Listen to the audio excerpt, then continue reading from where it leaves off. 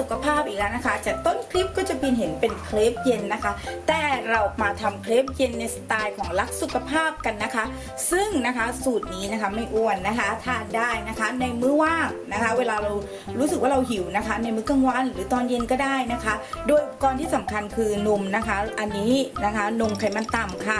อันที่2ค่ะแป้งอัลมอนด์นะคะที่เราทำไว้ในคลิปที่แล้วนะคะดูใต้คลิปนี้ได้ค่ะอันที่3ค่ะโยเกิร์ตรสธรรมชาตินะคะหรือกีกโยเกิร์ตก็ได้นะคะอันที่4ค่ะกล้วยหอมค่ะทีนี้นะคะเราก็จะต้องมีอุปกรณ์ตัวช่วยในการคนนิดนึงนะคะต่อไปเราก็จะเริ่มตอกไข่กันค่ะโดยที่เราจะใช้ไข่1 ฟองค่ะนะคะหลังจากนั้นนะคะให้เราตีไข่กับนมค่ะให้เข้ากันนะคะ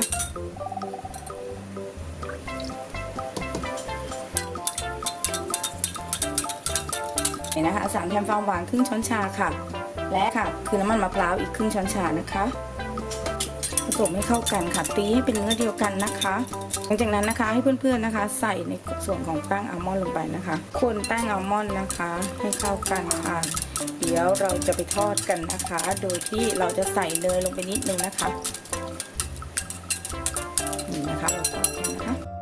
โดยที่เราจะใส่เนยลงไปนิดนึงนะคะโดยที่เราจะใช้ไฟต่ำนะคะเทไปตรงกลางเลยค่ะ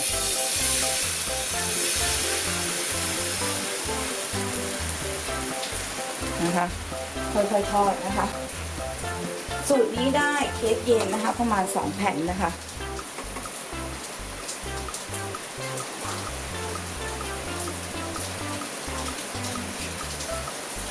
ที่เราจะได้เป็นแผ่นอย่างนี้นะคะเพื่อนๆต้องรอให้มันเย็นก่อนนะเราถึงจะใส่โยเกิร์ตรสธรรมชาติกันไปค่ะ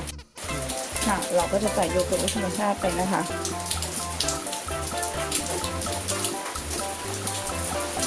นั้นนะคะแล้วก็ใส่ตู้เย็นนะคะให้ได้เป็นลักษณะนี้นะคะแล้วเดี๋ยวเราแช่ตู้เย็นกันค่ะประมาณนะคะ30 นาทีค่ะเดี๋ยวเราเสิร์ฟคู่กับน้ำผึ้งกันนะคะ